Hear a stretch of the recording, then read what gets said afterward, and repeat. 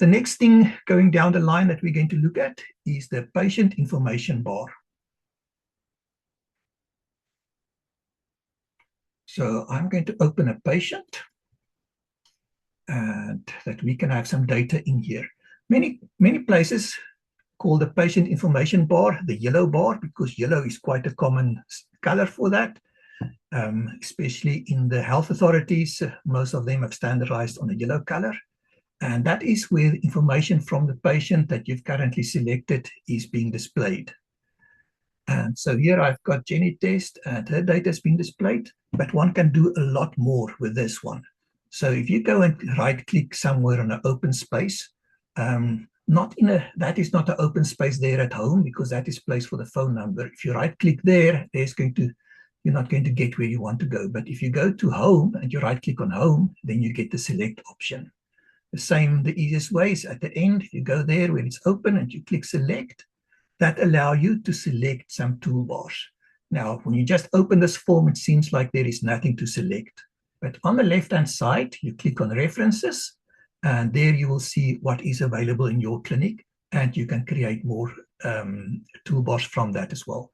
So at the moment, I've selected the small patient information. If I select patient information panel, and I click OK, then you can see I've got a two-line information bar. For this one, I've added the expected delivery date. So if that's important to you, you would like to create a toolbar that can do that. Let me just show you another one that was very useful. I'm clicking right-click, go to select, go to references, and there is one from the Gateway Clinic that I've seen at that clinic.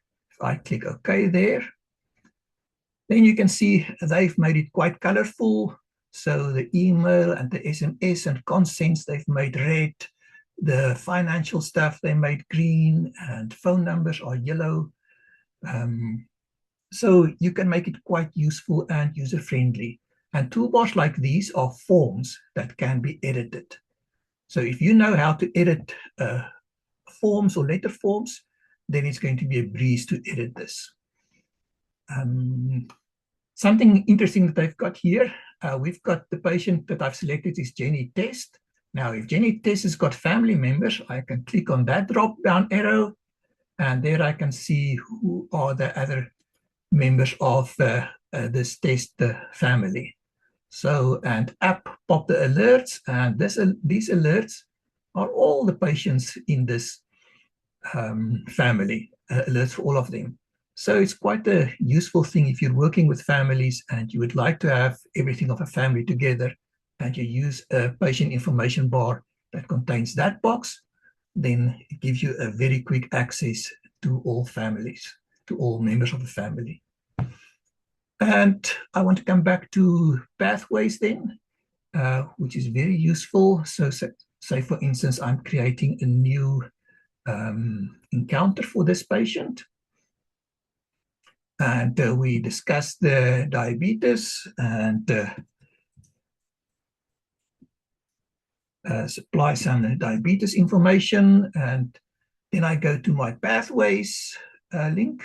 Let's just see if I'm going to, oops, I'm now in a new window. Let's go to the one where I was. And we put in here the recipient's email address.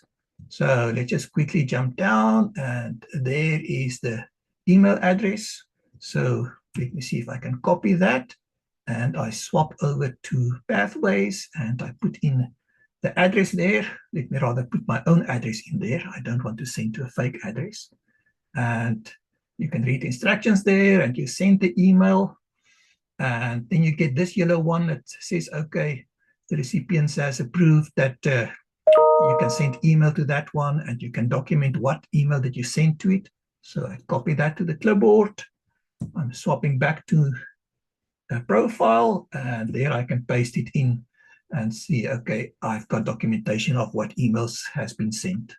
So this is a very nice way if you want to send resources to a patient and you're connected with pathways.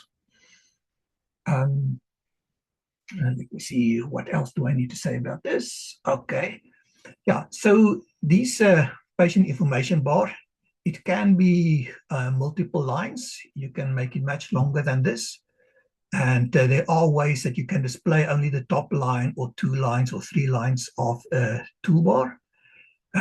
If you need to edit it, and you can see here, If you need to edit it, you go to Forms.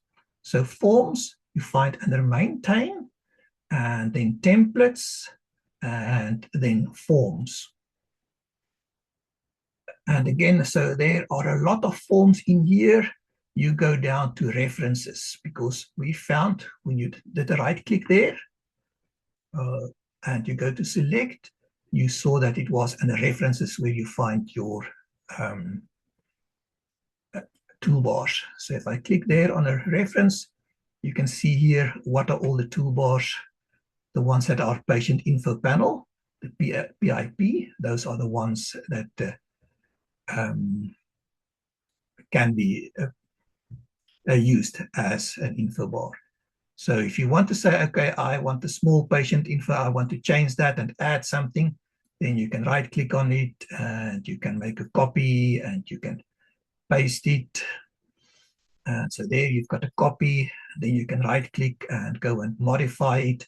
And that takes you into the forms editor, which I can't cover in this case, but there you can go and change it and create a new one. And that is the process, if you know how to do forms editing, that you can create your own toolbars.